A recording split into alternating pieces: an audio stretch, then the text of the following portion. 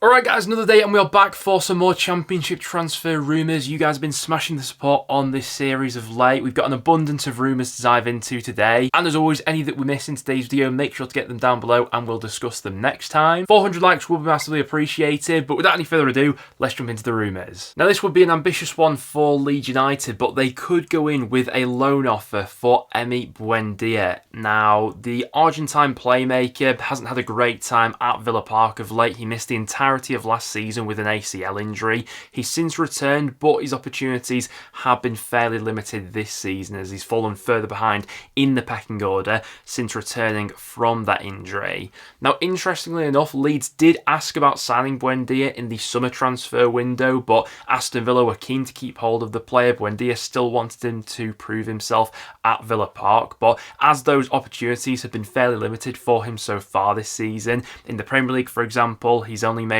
7 substitute appearances that have only amounted to 37 minutes of football in the league this season. A loan move could very much be on the cards for the January window.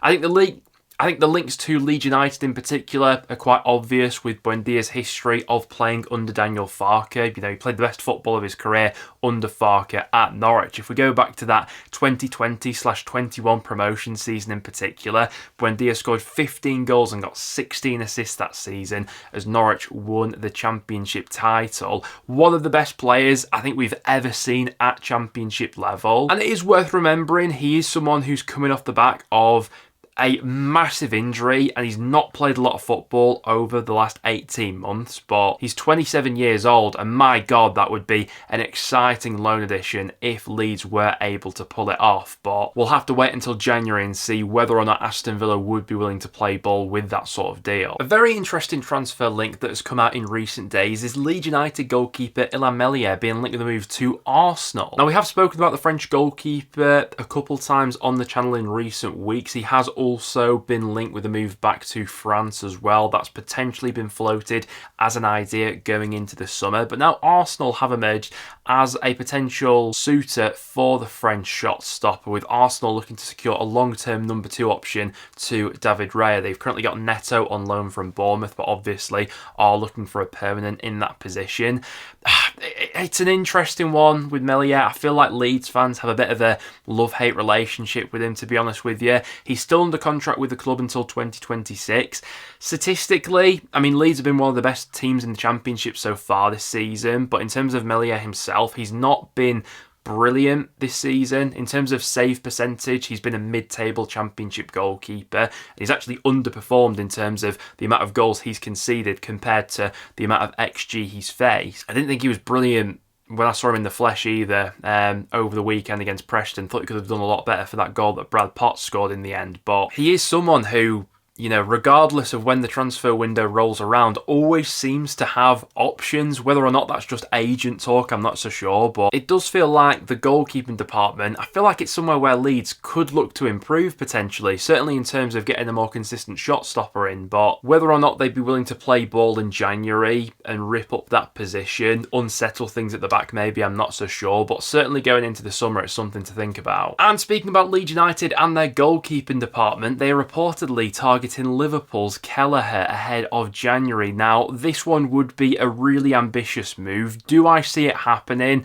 I'm not sure, to be honest with you. I'd be really surprised if he was to drop down and play Championship football after proving himself as, I think, probably one of the best goalkeepers in the Premier League during that stint where Alisson was out injured. No, he maybe made a bit of a mistake in that last game he had against Newcastle, but overall his performances have been really strong for Liverpool for a number of years now across all competitions whenever he has been given that chance to step in. He's 26 now, so will want to play regular first team football. A club like Leeds will be able to offer him that, especially if Meslier is going to leave, but I just think he'll have a lot of Premier League suitors after him in January that would be able to offer him maybe a more substantial package at this point in time. Listen, we could be having a completely different conversation in the summer if Leeds do get promoted this season, but I just struggle to see him dropping down to the Championship now after proving himself as a really good goalkeeper in the Premier League. And the final one on Leeds for the time being, they are still reportedly keeping tabs on Ben Godfrey. They were interested in him over the summer, obviously with Daniel Farke's previous relationship with the former Norwich City player. Instead, he moved from Everton into Atalanta, who are currently sat top of Serie A, but since making the 10 million switch to Italy, the 26-year-old hasn't really featured that much. He's only made one Serie A appearance for them and a couple of other appearances across various competitions as well, but there is potential that he could look for his next move in January or in the summer. Leeds are keeping tabs on that situation, but it would likely require them getting promoted back to the Premier League if they were to negotiate any sort of deal. So once again, that's probably one we're looking at more for the summer. And we had a big update coming out recently about Middlesbrough's Isaiah Jones. This one according to Football League World, that the 25-year-old is looking to leave Borough in the January transfer window. He's been in and out of that starting 11 this season under Michael Carrick, just 7 starts in the Championship and 10 appearances from the bench. No goal contributions in that time, and it does feel like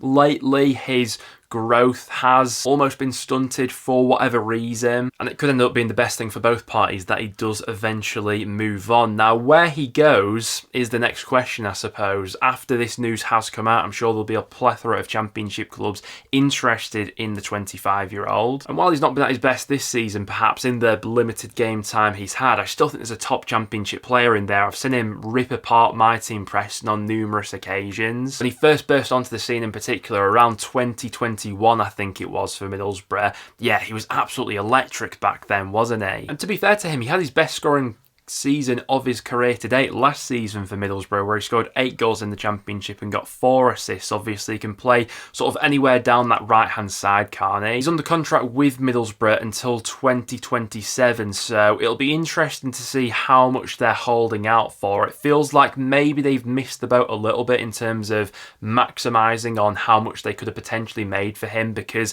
his form's not been brilliant lately, but like I say, I still think there's a very good player in there that most Championship clubs will probably take. Another Middlesbrough player to keep your eye on ahead of the January window is Emmanuel Latte-Lath. Obviously had quite a slow start to the season, but more recently has clicked back into gear. He's got 8 goals and 2 assists so far this season. And there have been a few Premier League clubs I've seen sniffing around, both reports of West Ham and Ipswich Town showing an interest in the 25-year-old. I believe West Ham have had scouts to go and watch Latte-Lath earlier in the campaign, and the player's agent has also been doing a little bit of talking recently, as agents usually like to. I was reading a few quotes from him the other day, basically saying he expects there to be a bit of interest in his client, especially with him returning to form in recent months. The good news for Middlesbrough is that he is under contract until 2027 with the option of an extra year as well, so they've got that sort of guarantee that if they were to sell him, they'd likely get a very good fee. But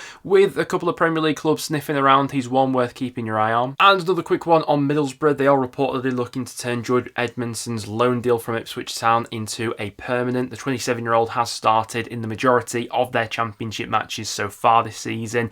17 appearances he's made for Borough at the back this season. I believe his contract with Ipswich anyway is set to expire at the end of the season, so you'd imagine it would be a fairly straightforward deal if Middlesbrough were looking to turn that loan into a permanent. Given his performances of late, it probably won't come as a massive surprise to many Watford fans that there is Premier League interest in Georgi Chakvetadze heading into the January transfer window. I thought it was absolutely brilliant in Watford's latest win against West Brom. On the face surface, his stats haven't been mind-blowing this season or anything like that. He's only got 1 goal and 4 assists, but you dig a little bit deeper and you realise just how influential he's been to this Watford side this season. First of all, when you watch Watford play, more often than not, it is Chakvetadze, the player making things happen for them in the final third. So far this season, no player in the Championship has produced more shot-creating actions than the Georgian international. He's also created the second most amount of chances of any Championship player, only behind Finazaz. He's also been the second best dribbler in the Championship up until this point of the season as well, with 41 successful dribbles. So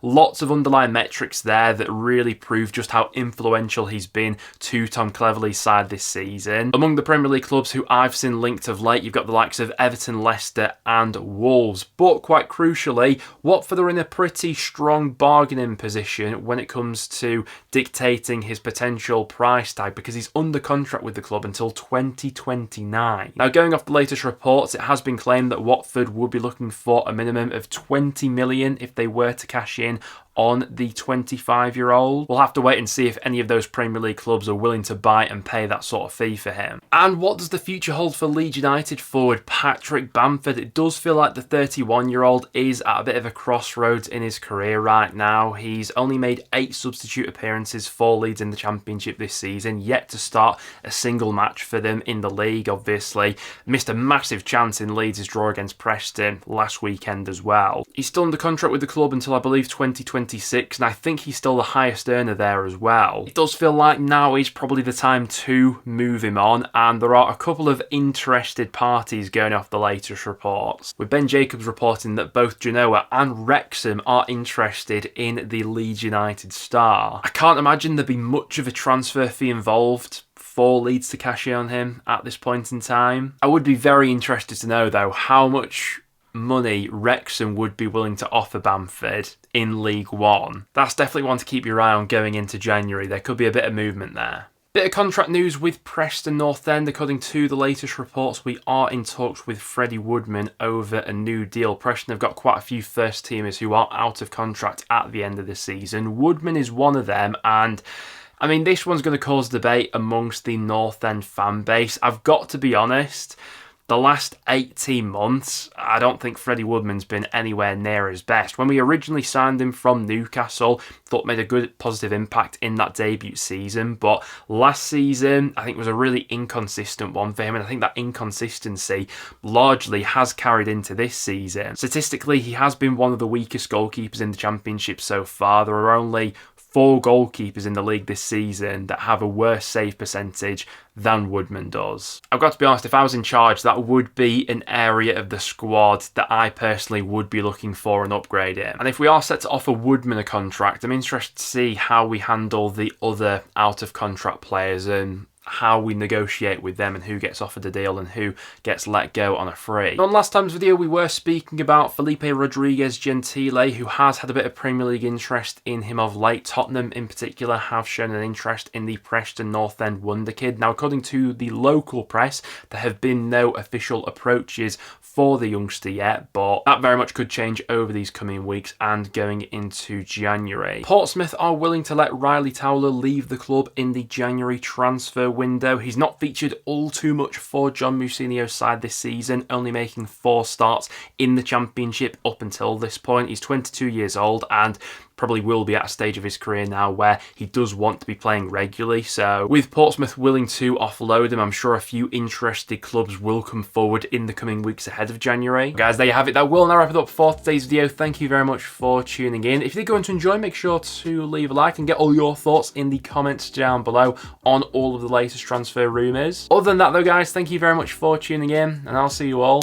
in the next one.